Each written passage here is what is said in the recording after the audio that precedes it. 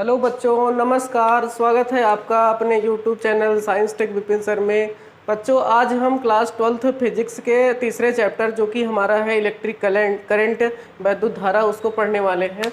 वैद्युत धारा जो पढ़ी जाती है वो चालकों के लिए यहाँ पर वैद्युत धारा पढ़ी जाती है। हमारा जो क्लास 12th का फिजिक्स था जिसमें चैप्टर 1 था वैद्युत आवेश और वैद्युत क्षेत्र, और दूसरा जो चैप्टर था वो वैद्युत विभव और धारिता। ये दोनों चैप्टर जो थे वह स्थिर वैद्युतिकी के थे। इसका मतलब यहाँ पर आवेशों का हम स्थिर अवस्था में अध्ययन कर रहे थे। लेकिन ये जो तीसरा चैप्टर है कि वैद्युत धारा जो है इलेक्ट्रिक करंट, ये गतिक वैद्युतिकी का है। मतलब यहाँ पर हम आवेशों का गति अवस्था में अध्ययन करेंगे। अब बात यहाँ पर आती है कि आवेश स्थिर है तो क्या हुआ, उसको हमने पढ़ लिया। लेकिन अगर आवेश गति कर रहे हैं तो उसको हमें क्या प्राप्त होगा, उससे हमें क्या प्राप्त होगा। तो जाहिर सी बात है कि हम क्लास 10th में भी थोड़ा सा पढ़ के आए हैं कि आवेशों की प्रवाह जब होता है तो वहाँ पर वैद्युत धारा उत्पन्न होती है। आवेशों का जब प्रवाह होता है तो वहाँ पर वैद्युत धारा उत्पन्न होती है। आवेशों का प्रवाह जब होता है तो वहाँ पर वैद्युत धारा उत्पन्न होती है। तो इस चैप्टर का नाम भी जो हमारा है तीसरा चैप्टर है वह वैद्युत धारा है, इलेक्ट्रिक करंट है, जो कि यहाँ पर मेनली पढ़ा जाएगा किसी चालक के लिए। तो सबसे पहले हम यहाँ पर वैद्युत धारा को समझते हैं कि वैद्युत धारा कैसे प्रवाहित होती है।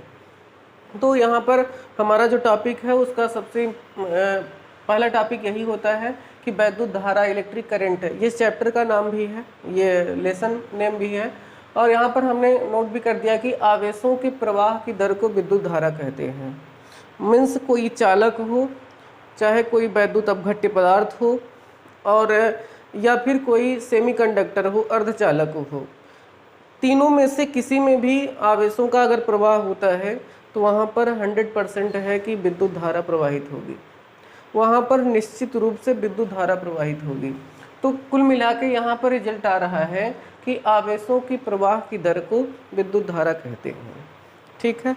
अब अगर आवेशों की प्रवाह की दर को विद्युत धारा कहते हैं तो यहाँ पर हम मान लेते हैं, माना किसी चालक में टी सेकेंड में Q आवेश प्रवाहित होते हैं।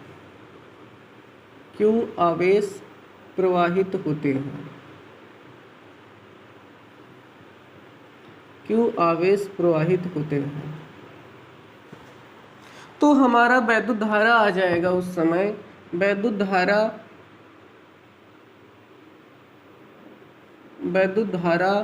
I इक्वल टू आ जाएगा Q/T। I इक्वल टू हमारे पास आ गया Q/T। तो ये हो गया आवेशों के प्रवाह की दर को विद्युत धारा कहते हैं। किसी चालक में आवेशों के प्रवाह की दर को विद्युत धारा कहते हैं। अब जो आवेश होते हैं वे अलग, चालकों में अलग प्रकार के आवेश होते हैं। कोई वैद्युत अपघट्य पदार्थ होता है, उसमें अलग प्रकार के आवेशों का प्रवाह होता है। कोई अर्धचालक होता है, उसमें अलग प्रकार के आवेशों का प्रवाह होता है। मतलब कहने का मतलब यहाँ पर ये आ रहा है कि आवेश तो प्रवाहित होंगे लेकिन सभी में अलग अलग टाइप के होते हैं। जैसे कोई चालक पदार्थ होते हैं। चालक पदार्थ में जो आवेशों का प्रवाह होता है उसमें आवेश जो होते हैं वो मुक्त इलेक्ट्रॉन होते हैं। चालकों में जो आवेशों का प्रवाह होता है वह मुक्त इलेक्ट्रॉनों के कारण होता है। उसी स्थान पर अगर कोई वैद्युत अपघट्य पदार्थ होता है, अर्थात कोई ऐसा विलयन जिसमें वैद्युत धारा प्रवाहित हो सकती है। वैद्युत अपघट्य को समझना यहाँ पर जरूरी है। इसको बोलते हैं इलेक्ट्रोलाइट। इलेक्ट्रोलाइट क्या होता है कि ऐसा विलयन जिसमें वैद्युत धारा प्रवाहित कर सकते हैं, वो हमारा वैद्युत अपघट्य है। नॉर्मली जो प्योर वाटर होता है, शुद्ध जल होता है, उसमें वैद्युत चालकता नहीं पाई जाती है। प्योर वाटर में वैद्युत चालकता नहीं पाई जाती है, तो वह वैद्युत अपघट्य नहीं है। लेकिन अगर उसी प्योर वाटर में हम हल्की सी NaCl की मात्रा ऐड कर देते हैं, मिला देते हैं, तो उसमें वैद्युत धारा प्रवाहित होने लगती है। वो वैद्युत धारा प्रवाहित होने लगती है तो वैद्युत अपघट्य हो गया। तो वैद्युत अपघट्य में किसके कारण धारा प्रवाहित होती है? अब इसमें जो धारा प्रवाहित होती है वो धनायनों और ऋणायनों के कारण, धनायनों और ऋणायनों के कारण, धनायनों और ऋणायनों के कारण। अब कहेंगे सर ये धनायन और ऋणायन के कारण कैसे प्रवाहित होती है? तो जैसे हमारे पास कोई एक सॉल्यूशन था, यहाँ पर ये हमारे पास कोई विलयन था, विलयन ये शुद्ध जल था, पहले ये शुद्ध जल था। शुद्ध जल में वैद्युत धारा प्रवाहित नहीं होती है क्योंकि उसमें आयन उपस्थित नहीं होते हैं। जैसे ही इसमें हम NaCl की कोई मात्रा ऐड कर देंगे तो जब NaCl ठोस अवस्था में होता है तो प्रत्येक Na+ अगले Cl- से वैद्युत संयोजी आबंध द्वारा बंधा रहता है। इस प्रकार ठोस अवस्था में जब NaCl होता है तो इसमें चालकता नहीं पाई जाती। मतलब कहें तो NaCl जब ठोस अवस्था में जब इस विलयन में नहीं डाले थे तब वह अचालक की तरह व्यवहार करता था। क्यों ऐसा करता था? क्योंकि Na जितने भी Na थे वो दूसरे Cl में लाइक व्यस्त है। तो जब Na जो वो Cl के साथ व्यस्त बाटे तो फिर कैसे वैद्युत धारा प्रवाहित करे? जब कोनो मिला खाली हुई तब तो धारा प्रवाहित करेंगे। तो यहाँ पर NaCl सभी व्यस्त होते हैं तो उसमें कोई धारा प्रवाहित नहीं होती है। तो जैसे ही इसको हम पानी में डाल देते हैं तो Na और Cl के बीच का जो वैद्युत संयोजी आबंध होता है, NaCl के बीच का जो वैद्युत संयोजी आबंध होता है वो ब्रेक हो जाता है। जैसे ही ब्रेक हो जाएगा तो इसके अंदर Na+ अलग हो जाएंगे, Cl- अलग हो जाएगा, Cl- यहाँ पर Na+, ऐसे ही पूरे विलयन में Na+ और Cl- फैल जाते हैं। अब इसके अंदर ये देखिए आयन आ गए हैं। अब जैसे ही इसमें विद्युत धारा प्रवाहित करेंगे तो बहुत अच्छी विद्युत धारा प्रवाहित होती है, क्योंकि जैसे ही विद्युत धारा यहाँ पर उच्च विभव से विभवांतर अप्लाई किया जाता है तो इसमें इलेक्ट्रॉन जो होते हैं या आयन जो होते हैं वो मूव करने लगते हैं, चलने लगते हैं। तो यहाँ पर आयनों के मूव करने के कारण, चलने के कारण इसमें वैद्युत धारा प्रवाहित होती है। तो किसके कारण वैद्युत अपघट्य में? धनायन के कारण हो सकती है या ऋणायन के कारण हो सकती है। इसके बाद जो हमारे अर्धचालक होते हैं, हमारे पास जो अर्धचालक होते हैं, अर्धचालकों में विद्युत धारा प्रवाहित हो जाती है इलेक्ट्रॉन और कोटर के कारण, इलेक्ट्रॉन और कोटर के कारण, इलेक्ट्रॉन और कोटर के कारण धारा प्रवाहित होती है। जो अर्धचालक होते हैं उसमें धारा इलेक्ट्रॉन और कोटर के कारण। इलेक्ट्रॉन जो होता है सबको पता है ऋणावेशित होता है, और जो कोटर होता है वो धनावेशित होता है।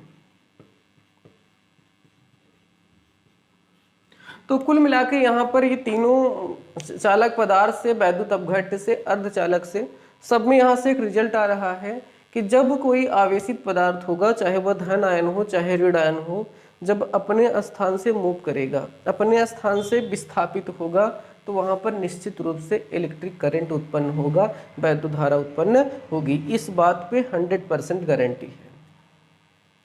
अब बात यहाँ पर ये आ जाती है, प्रश्न यहाँ पर ये आ जाता है, आखिर ये इलेक्ट्रॉन चलते क्यों हैं? इलेक्ट्रॉन चलते क्यों हैं? क्या जरूरत है? यहाँ पर मुख्य रूप से हमें चालक पदार्थ के बारे में बात करना है। चालक पदार्थ में धारा का प्रवाह, तो हम उसी को लेकर चल रहे हैं। तो प्रश्न ये है कि इलेक्ट्रॉन चलते क्यों हैं? फिर ये प्रश्न आता है कि मुक्त इलेक्ट्रॉन आते कहाँ से हैं? हम तो इलेक्ट्रॉन समझे हैं, तो ये भाई मुक्त इलेक्ट्रॉन कहाँ कैसे बन रहे हैं, इसको समझना है। फिर दूसरी बात ये पढ़ना है कि मुक्त इलेक्ट्रॉन चलते क्यों हैं। अगर इस कारण को पता चल जाए चलते क्यों है तो हमें पता चल जाए कहाँ वैद्युत धारा प्रवाहित होती है। तो इन दोनों का पता लगाने का प्रयास करते हैं। कुछ ऐसे तत्व होते हैं जिनके बाहरी कोश में 2 या 3 इलेक्ट्रॉन होते हैं, जिनके बाहरी कोश में 2 या 3 इलेक्ट्रॉन होते हैं। जैसे हम नॉर्मली एल्युमिनियम की बात करते हैं तो ये एल्युमिनियम का नाभिक है, उसके बाहरी कोश में 2 इलेक्ट्रॉन होते हैं, उसके बाहरी ये अंदर वाले कोश में पहली कक्षा में 2 इलेक्ट्रॉन होते हैं, उसके बाद वाली में भाई साहब 8 इलेक्ट्रॉन होते हैं। कितने इलेक्ट्रॉन होते हैं? 8 इलेक्ट्रॉन हो जाते हैं। उसके जो बाहर की कक्षा होती है, मतलब तीसरी जो कक्षा होती है, यहाँ पर एल्युमिनियम में कुल 13 इलेक्ट्रॉन होते हैं और 13 प्रोटॉन होते हैं। इसके नाभिक में जो होता है वह 13 प्रोटॉन होता है, 13 प्रोटॉन होता है। तो जाहिर सी बात है कि अगर एल्युमिनियम जो है वह उदासीन अवस्था में है तो इसके अंदर 13 इलेक्ट्रॉन भी होंगे।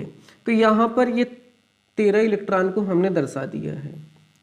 अगर इस प्रकार से एल्युमिनियम का परमाणु है तब उसके अंदर कोई भी चालकता नहीं होगी।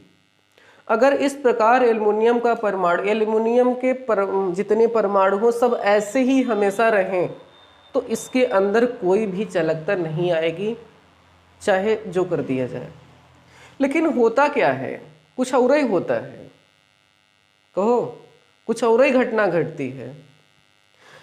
अब और ही घटना क्या घट जाती है कि जो बाहर के कोष के इलेक्ट्रॉन होते हैं, यहाँ पर जो बाबू साहब बैठे होते हैं, इनके पप्पा जी, इन पर बहुत कम बल लगा पाते हैं, इनका पकड़ कम होता है। नाभिक जो होता है इन सभी इलेक्ट्रॉनों को कंट्रोल करता है। जैसे घर का जो मुखिया होता है वह सभी घर के सदस्यों पर कंट्रोल करता है, ठीक इसी प्रकार जो होता है एक परमाणु का जो नाभिक होता है वह सभी इलेक्ट्रॉनों पर कंट्रोल करता है। नाभिक के पास जो इलेक्ट्रॉन पास में रहते हैं, जैसे ये सब हो गए, इन पर नाभिक का प्रभाव बहुत ज़्यादा रहता है। जैसे एक राजा होता है तो राजा के पास के राजधानी के पास, ये राजधानी हो जाती है बीच में, राजधानी के पास के जो इलाके होते हैं वहाँ पर राजा का पकड़ बहुत मजबूत होता है। जैसे जैसे हम यहाँ से दूर जाते चले जाएंगे, दूर जाते चले जाएंगे, वैसे वैसे बाहरी इलाकों पर राजा का पकड़ कमज़ोर होता चला जाता है। तो अगर हमको इस राजा के किसी इलाके को जीतना है, इस राजा के किसी इलाके को जीतना है तो हमें क्या करना पड़ेगा, किधर आक्रमण करेंगे? बताओ, किधर आक्रमण हुए? जहाँ पर राजा पकड़ कमज़ोर बा, जहाँ पे राजा का पकड़ कमज़ोर है। अब राजा का पकड़ कमज़ोर कहाँ बा? बाहरी तरफ। यहाँ पर बाहरी तरफ के जो इलाके हैं यहाँ पर राजा का पकड़ कमज़ोर बा। तो जाहिर सी बात बा कि अगर दुश्मन जो है इस बाहरी क्षेत्र पर सीधे अटैक करेगा तो राजा की दूर से पकड़ होने के कारण संभावना ये है कि जो आक्रमणकारी है वो जीत जाए, अगर अच्छे बल से आया रहेगा तो इस प्रकार यहाँ की तुलना में यहाँ से इलेक्ट्रॉन को निकालना आसान होता है। अब यही चीज़ यहाँ पर भी होती है कि ये जो यहाँ से नाभिक से इलेक्ट्रॉन दूर होते हैं, इनका नाभिक के साथ पकड़ कम होता है, जिसके कारण नॉर्मली ये थर्मल एनर्जी को लेकर भी, उष्मीय ऊर्जा को लेकर के, अब कहें उष्मीय ऊर्जा कहाँ से मिलती है? ये जो वातावरण का टेम्परेचर होता है वहीं से ले लेते हैं। नॉर्मली ये उष्मीय ऊर्जा को लेकर भी ये इलेक्ट्रॉन अपनी कक्षा से मुक्त हो जाते हैं। ये इलेक्ट्रॉन अपनी कक्षा से मुक्त हो जाएंगे, ये इलेक्ट्रॉन अपनी कक्षा से मुक्त हो जाते हैं। जब ये इलेक्ट्रॉन कक्षा से मुक्त हो जाएंगे तो एल्युमिनियम का बन जाएगा, एल्युमिनियम हो जाएगा धनायन के रूप में। किसके रूप में? धनायन के रूप में। बाकी अब ये बात आती है कि जो इलेक्ट्रॉन यहाँ से निकले वो गए कहाँ? जो इलेक्ट्रॉन यहाँ से निकले वो गए कहाँ? इस बात को अगर हम समझने का प्रयास करें यहाँ पर, तो जो इलेक्ट्रॉन निकले हैं अभी वो गए कहाँ? तो जो इलेक्ट्रॉन निकलते हैं वे, ये जो एक परमाणु का एक धनायन है। ऐसे ही अगर कोई चालक है, अगर कोई चालक है तो जाहिर सी बात है कि उसमें बहुत सारे धनायन बनेंगे, उसमें बहुत सारे धनायन बनेंगे, उसमें बहुत सारे धनायन बनेंगे। अगर इतने धनायन उसमें बन रहे हैं, इतने धनायन उसमें बन रहे हैं तो क्या होगा? ये सभी धनायन ही हैं।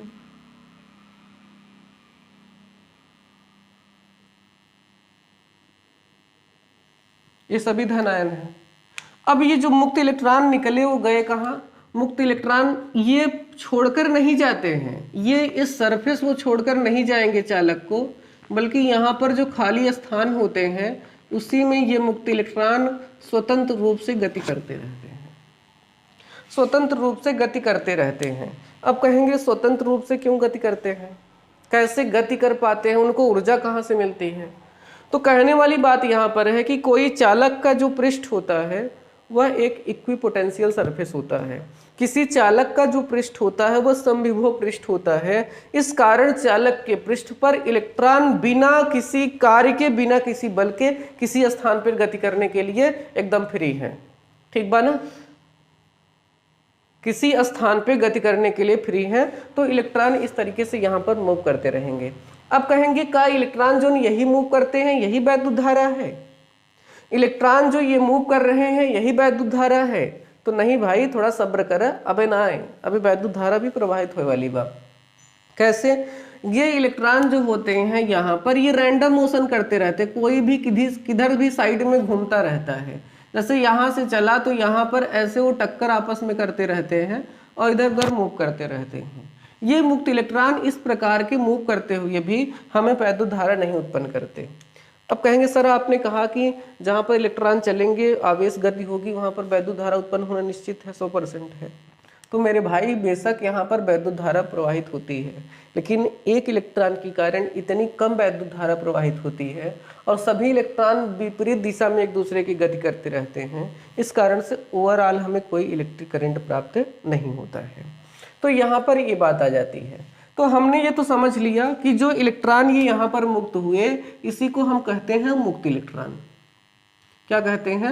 मुक्त इलेक्ट्रॉन। जो इलेक्ट्रॉन अपने परिवार से मुक्त हो गए हैं, अपने परमाणु से मुक्त हो गए हैं, उसी इलेक्ट्रॉन को हम लोग क्या बोलते हैं? मुक्त इलेक्ट्रॉन। तो एक बात तो यहाँ पर समझ आए, चालकों में मुक्त इलेक्ट्रॉन कैसे उत्पन्न होते हैं। अब हमें यह समझना है कि चालकों में अगर मुक्त इलेक्ट्रॉन उत्पन्न हो रहे हैं, चालकों में अगर मुक्त इलेक्ट्रॉन उत्पन्न हो रहे हैं तो किसके कारण उत्पन्न हो? ये वैद्युत धारा प्रवाहित हो रही है, मुक्त इलेक्ट्रॉन चल रहे हैं, वैद्युत धारा को उत्पन्न कर रहे हैं, तो किसके कारण से उत्पन्न हो रहे हैं? तो भाई समझो कि हम देखते हैं कि पानी एक तरफ से दूसरी तरफ प्रवाहित होता रहता है। तो अगर हम आपसे पूछें कि पानी एक तरफ से दूसरी तरफ कहाँ जाता है, बताएंगे? पानी एक तरफ से दूसरी तरफ कहाँ जाता है? तो आप सिंपली ये हमें लगता है निश्चित रूप से बता देंगे कि एक तरफ ऊंच रहेगा, एक तरफ जमीन खाला रहेगा। तो आसानी से पानी जो रहेगा वो अधिक ऊंचाई से नीचे की तरफ प्रवाहित हो रहेगा। मतलब कि हाई हिल से लो हिल की तरफ, अधिक ऊंचाई से निम्न ऊंचाई की तरफ पानी हमेशा फ्लो करता रहता है। उसको हमको करना पड़ता है? नहीं करना पड़ता है। तो पानी हमेशा कहाँ से? अधिक ऊंचाई से निम्न वाले स्थान पे। इसी प्रकार ताप, किसी वस्तु को हम गर्म करके रख देते हैं तो वस्तु धीरे धीरे अपने आप ठंडा हो जाती है, हमें ठंडा करना पड़ता है? तो आप कहेंगे नहीं सर बिल्कुल नहीं ठंडा करना पड़ता है। क्यों? क्योंकि ऊष्मा हमेशा निम्न विभव से उच्च विभव, ये निम्न ताप से उच्च ताप से निम्न ताप की ओर प्रवाहित होती है। जैसे एक वस्तु हमारे पास यहाँ है, वो गर्म है 25 डिग्री सेल्सियस, एक दूसरी वस्तु है यहाँ पर वो 10 डिग्री सेल्सियस उसका ताप है। अगर दोनों को हम इंटरनली ज्वाइंट कर दें तो हम ये देखते हैं कि धीरे धीरे ऐसा पॉइंट आता है कि इसमें ऊष्मा का प्रवाह इसमें हो जाता है और कुछ देर बाद इन दोनों का जो ताप होता है वो बराबर हो जाएगा। कहते हैं ऊष्मा का प्रवाह तब तक होता रहेगा जब तक इनके बीच में तापांतर बना रहेगा। एक का टेम्परेचर ज़्यादा रहेगा, एक का टेम्परेचर कम रहेगा, तब तक उसमें ऊष्मा का प्रवाह होता रहेगा। अब इतना बताने का यहाँ पर क्या मतलब निकल के आ रहा है? इतना बताने का मतलब क्या निकल के आ रहा है? ठीक इसी तरह कि अगर कोई चालक होता है, अगर कोई चालक होता है, जैसे ये कोई चालक है, यहाँ पर वैद्युत विभवांतर लगा दिया जाए, यहाँ पर अप्लाई कर दिया जाए वैद्युत विभवांतर, वैद्युत विभवांतर। अब वैद्युत विभवांतर आप जानते हैं कि जब दो पॉइंट के बीच में विभव में अंतर होता है, विभव में अंतर, यहाँ का विभव दूसरा होता है, यहाँ का विभव दूसरा होता है। एक यहाँ पर उच्च होगा और एक यहाँ पर निम्न होगा। अब जाहिर सी बात है कि अगर दोनों के विभव में अंतर है तो एक ओर उच्च होगा और दूसरी ओर क्या होगा? निम्न होगा। तो हमने यहाँ पर मान लिया है कि जो V1 है वो ज़्यादा है और V2 कम है। तो अगर किसी चालक के सिरों के बीच हम विभवांतर लगा देते हैं, विभवांतर को अप्लाई कर देंगे तो वहाँ पर वैद्युत धारा प्रवाहित होने लगेगी। कैसे? जिस तरीके से पानी हमेशा ऊंचे से नीचे जाता है, ताप हमेशा हाई टेम्परेचर से लो टेम्परेचर की ओर जाता है। ठीक उसी प्रकार यहाँ पर आवेशों का प्रवाह भी हमें, ये धारा का प्रवाह भी हमेशा उच्च विभव से निम्न विभव की ओर होता है। तो हमसे अगर कोई पूछे कि वैद्युत धारा काहे प्रवाहित होती है, तो कह देंगे चालक के सिरों के बीच विभवांतर होने के कारण, चालक के सिरों के बीच विभवांतर होने के कारण वैद्युत धारा प्रवाहित होती है। बात क्लियर? चालक के सिरों के बीच विभवांतर होने के कारण वैद्युत धारा प्रवाहित होती है। अगर यहाँ पर चालक के सिरों के बीच विभवांतर होने के कारण धारा प्रवाहित हो रही है, तो आवेश किधर प्रवाहित होंगे? तो यहाँ पर थोड़ा सा समझने वाली बात है कि अगर ये मुक्त इलेक्ट्रॉन है तो हमेशा मुक्त इलेक्ट्रॉन धारा की विपरीत दिशा में चलते हैं, मतलब कहें तो निम्न विभव से उच्च विभव की ओर। मीन्स अगर जो हमारा आवेश है वह ऋणावेशित है, ऋणावेशित मीन्स कहें इलेक्ट्रॉन हो सकता है, यहाँ पर ऋणायन हो सकता है और अर्धचालक में इलेक्ट्रॉन हो सकता है। अगर ये सभी हैं तो हमेशा धारा की विपरीत दिशा में चलेंगे। और अगर कोई धनायन है, जैसे यहाँ का कोई Na+ हो गया, या फिर कोई अर्धचालक में कोई कोटर हो गया, ये भी धनावेशित होता है, तो ये हमेशा धारा की दिशा में गति करते हैं ना। तो यहाँ पर एक बात क्लियर हो गई क्या, कि धारा सदैव उच्च विभव से निम्न विभव की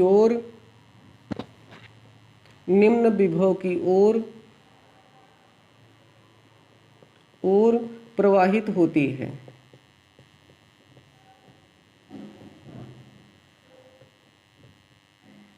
धारा हमेशा उच्च विभव से निम्न विभव की ओर प्रवाहित होती है। जैसे ये हमारा यहाँ पर चालक है, ये उच्च है, ये प्लस, ये वाला माइनस, तो यहाँ पर क्या होगा, सभी इलेक्ट्रॉनों का खिंचाव प्लस की ओर बढ़ जाएगा। ये यहाँ पर पूरा प्लस है तो सभी इलेक्ट्रॉन इधर चलने लगेंगे, प्लस की तरफ खिंचाव बनेगा। तो ये इलेक्ट्रॉनों की दिशा किधर, माइनस से प्लस की ओर, ये इलेक्ट्रॉन चल रहे हैं और धारा की दिशा किधर हो जाएगी, प्लस से माइनस की तरफ हो जाएगी। तो हमेशा धारा जो होती है वो प्लस से माइनस की तरफ, अर्थात उच्च विभव से निम्न विभव की ओर हो जाती है, और आवेश हमेशा निम्न विभव से उच्च विभव की ओर, अगर वो ऋणायन होते हैं तब। तो यहाँ पर कह सकते हैं आवेश धनायन होने पर क्या, धनायन होने पर धारा की दिशा में प्रवाहित होते हैं,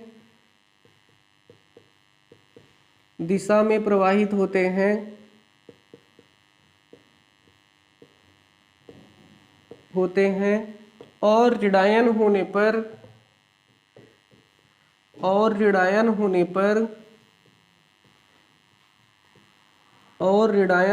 पर धारा की विपरीत दिशा में प्रवाहित होते हैं। धारा की विपरीत दिशा में प्रवाहित होते हैं।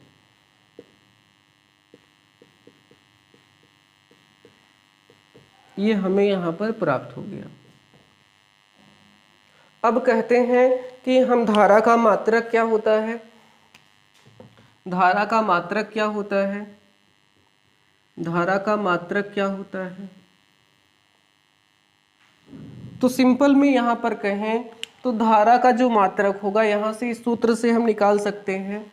धारा का मात्रक के लिए हमें प्राप्त हो जाएगा आवेश का मात्रक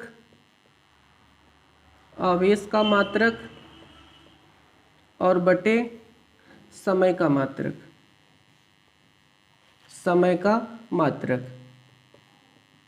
आवेश का मात्रक होता है कूलाम और समय का मात्रक सेकंड।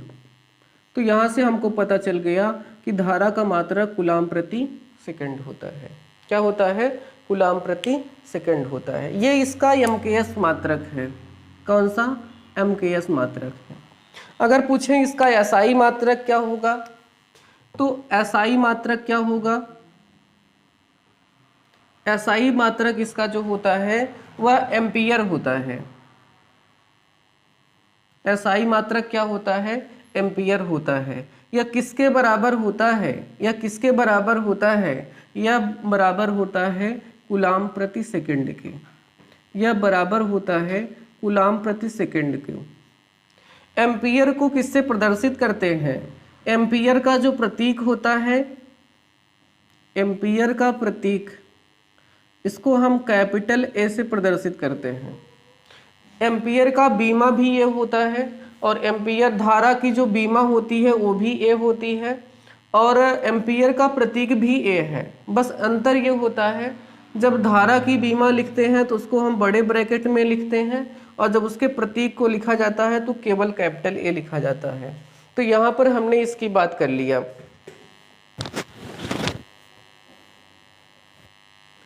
इसके बाद अगर हम बात करें कि यहाँ पर धारा का मात्रक, अब धारा में क्या दिशा होती है?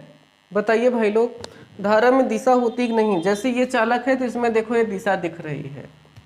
धारा में दिशा होती है क्या? धारा में दिशा होती है, ये बात क्लियर है, क्योंकि हम दिखाते हैं जब भी कोई इलेक्ट्रॉनिक परिपथ बनाते हैं तो उसमें धारा की दिशा दिखाते हैं। अब बात आई कि अगर धारा में दिशा होती है तो यह सदिश है, सदिश है या अदिश?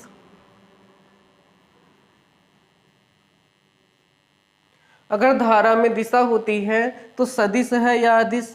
बताइए। धारा में दिशा है तो सदिश राशि है कि अदिश राशि है? तो हमें आप पता है कि ज़्यादा से ज़्यादा लोग जो नहीं पढ़े हैं कहेंगे सर इसमें परिमाण और दिशा हो रही है तो ये सदिश राशि होगा ना। कौन राशि?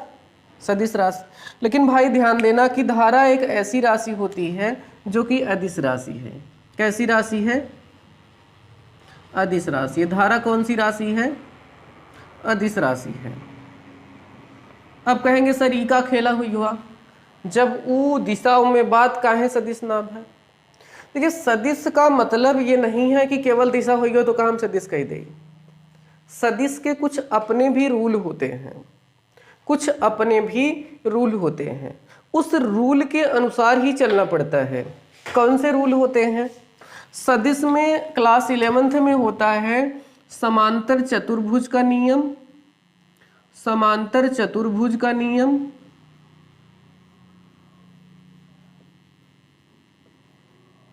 समांतर चतुर्भुज का नियम, और एक होता है त्रिभुज का नियम,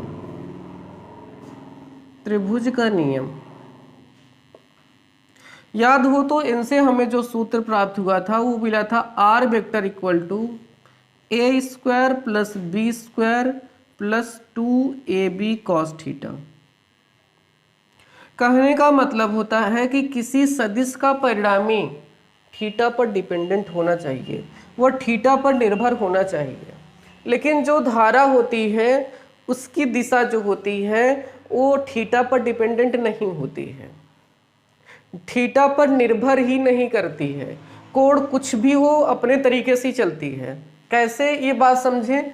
जैसे ये इधर से 5 एम्पियर की धारा प्रवाहित हो रही है, हमने ये देखा कि इधर जो आ रही है ये 2 एम्पियर की धारा यहाँ से और 3 एम्पियर की धारा यहाँ से, इसके बीच में थीटा हो गया। अगर हम इसको बदल करके, इसके कोण को हम बदल करके इधर कर दें और इधर कर दें, तार की और बदल दें और कोण यहाँ पर कितना कर देंगे, तब भी देखेंगे इसमें 2 एम्पियर और इसमें 3 एम्पियर की धारा प्रवाहित होगी। तो पता चल रहा है कि तार के जो बीच के में कोण है, जो धारा दोनों धाराओं के बीच में कोण है, हम कोण को कुछ भी करें उसके परिमाण पर कोई इफेक्ट नहीं डाल रहा है, जो कि जो सदिश के नियम बने हैं उनके एकदम विपरीत है। अब बताइए, जो हमने रूल बनाया उस रूल को अगर कोई फॉलो नहीं करेगा तो हम उसको कैसे अपने गैंग में रख लें? बताओ, रख सका था? हम एक गैंग बनाए, अपना एक यूनिटी बनाए, उस यूनिटी का कुछ रूल बना और रूल को एकदम से उल्टा चल रहा है, कोई फॉलो कर ही नहीं रहा है जो आदमी, उसको हम अपनी यूनिटी में रख पाएंगे? तो नहीं रख पाएंगे। अगर हम उसको अपनी यूनिटी में ना रख पाए तो यहाँ पर सदिश जो होता है वो धारा को कैसे अपनी यूनिटी में रख पाएगा? तो अगर ये अपने यूनिटी में नहीं रखा तो इधर अदिश भैया बैठन कहे आवा, जब तो है ना क्यों ना पूछत तो हमारे वाले मावा तो क्या हो गया, तो धारा किस में चला गया, अदिश राशि में। तो यहाँ से क्लियर हो जाता है कि धारा कैसी राशि होती है, अदिश राशि होती थी, अदिश राशि है। तो यहाँ पर हमने ये पूरा आज जो लेक्चर पढ़ा वो किसके ऊपर था, केवल वैद्युत धारा के ऊपर था कि वैद्युत धारा क्यों प्रवाहित होती है। अब कहते हैं कि अगर 1 एम्पीयर की हमें वैद्युत धारा बताना हो कि 1 एम्पीयर की वैद्युत धारा कितनी होती है, तो यहाँ पर इसको भी बना सकते हैं कि I इक्वल टू हमारे पास Q/T है, I इक्वल टू Q/T है। अगर हम कह दें Q बराबर 1 कूलाम हो और T बराबर 1 सेकेंड हो, तो दोनों अगर एक हैं तो हमारे पास यहां से मिल जाएगा I बराबर 1 एम्पीयर। यहां से हम परिभाषा बना सकते हैं। कहते हैं यदि किसी चालक में प्रति सेकंड है, प्रति सेकंड मतलब 1 सेकंड, प्रति सेकंड 1 कूलाम आवेश प्रवाहित हो तो उस चालक में प्रवाहित धारा 1 एम्पीयर होगी। ये 1 एम्पीयर की परिभाषा है। फिर से, यदि किसी चालक में प्रति सेकंड 1 कूलाम आवेश प्रवाहित हो तो उस चालक की जो प्रवाहित धारा होगी वह 1 एम्पीयर होगी। यहाँ से उसका हम डेफिनेशन भी बना सकते हैं। तो ये हमने इसके बारे में बात कर लिया कि 1 एम्पीयर को किस प्रकार से हम परिभाषित कर सकते हैं। तो ये था ओवरऑल आज के बारे में कि वैद्युत धारा क्या होती है और किसमें कब वैद्युत धारा प्रवाहित होती है, वैद्युत धारा प्रवाहित होने का कारण क्या है, यह इसका सदिश राशि है कि अदिश राशि क्या है। तो इन सब के बारे में हमने पूरे डिटेल में यहाँ पर बात किया। अगर वैद्युत धारा के टॉपिक को लेकर आपके मन में अब भी कोई सवाल है तो बेझिझक कमेंट सेक्शन में जाइए और वहाँ पर कमेंट कर लीजिए। कमेंट करिए कि आपको क्या चीज़ नहीं समझ में आ रही है, हम उसको बेशक उसका आपको क्वेश्चन का आंसर देंगे ताकि आपके जो मन में डाउट्स हैं वो क्लियर हो जाए और आपकी पढ़ाई और अच्छे तरीके से चल पाए। और अगर आपको कोई परेशानी नहीं है, अब अच्छा लग रहा है, तो चैनल को ये वीडियो को शेयर करें अपने दोस्तों के पास ताकि उनको भी ये लाभ मिल सके, और वीडियो को लाइक करना ना भूलें। मिलते हैं नेक्स्ट क्लास में। आगे हम देखेंगे कि वैद्युत धारा के जो अगला वाला टॉपिक होता है जो कि है धारा घनत्व को लेकर है, तो उसको पढ़ने वाले हैं। तब तक के लिए धन्यवाद, आभार आपका कि आपने वीडियो को पूरा देखा। मिलते हैं नेक्स्ट क्लास में, तब तक के लिए धन्यवाद, आपका दिन शुभ हो।